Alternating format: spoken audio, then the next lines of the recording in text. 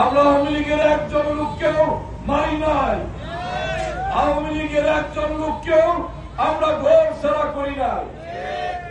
ওরা নিজেদের ভয়ে ওরা এমন এমন অপকর্ম করেছে, ওই ভয়েই ওরা ঘর ছাড়া হয়েছে, ওরা পালিয়ে গিয়েছে দেশে।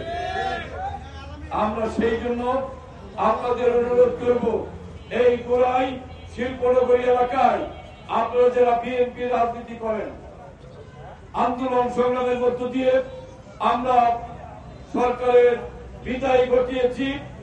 এবার অন্তর্বর্তীকালীন সরকারের সময়ে একটি জাতীয় নির্বাচন হবে, জাতীয় সংসদ নির্বাচন।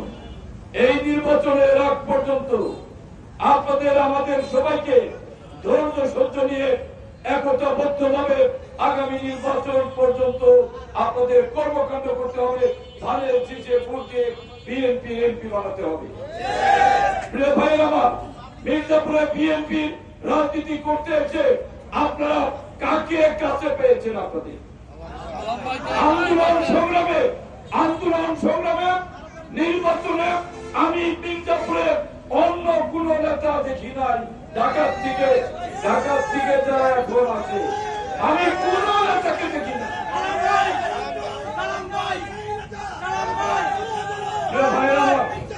আমি কথাটা বলতেছি এই কারণে কথাটা বললাম।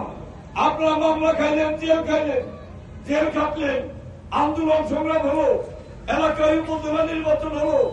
সেই নির্বাচনে কারা অংশগ্রহণ করেছে? কার লোক ওই নির্বাচনে অংশগ্রহণ করেছে? বিএনপি ওই নির্বাচনে অংশগ্রহণ করে নাই। বিএনপি নির্বাচন বর্জন করেছে। ওই নির্বাচনে যারা অংশগ্রহণ করেছে তারা বিএনপি করে না। ভাইরা, আমরা তাদেরকে বিএনপি হিসাবে মেনে নিতে পারি না। তারা দল থেকে অনেকে বহিষ্কার হয়েছে, তারপরেও তাদেরকে নিয়ে যারা রাজনীতি করে, যারা নেতা হতে চায়, আপনারা ওই রকম নেতাকে আপনারা চিহ্নিত করে রাখবেন। আমরা হঠাৎ করে ঢাকা থেকে এসে নেতা হতে আসি নাই, এমপি নির্বাচন করতে আমি আসি নাই। আমি রাজনীতি করি আপনাদের জন্য, মির্জাপুরের মানুষের জন্য। রাজনৈতিক কর্মকাণ্ডের মধ্য দিয়ে, আন্দোলন সংগ্রাম করার মধ্য দিয়ে সরকারের পতন ঘটিয়ে আজকে আগামী দিনে নির্বাচন হবে। সেই নির্বাচনে আমার নেতা তারেক রহমান সাহেব, উনি যাকে মনে করবে তাকে নমিনেশন দিবে। এখন নমিনেশন কাজকর্ম যারা করেছে, তারেক সাহেব বলেছে আন্দোলন সংগ্রামে এই 17 বছর যারা ছিল, যারা মামলা খেয়েছে, জেল খেলেছে, যাদের জনসমর্থন আছে, তাদের বাইরে তারেক রহমান কাউকে নমিনেশন দিবে।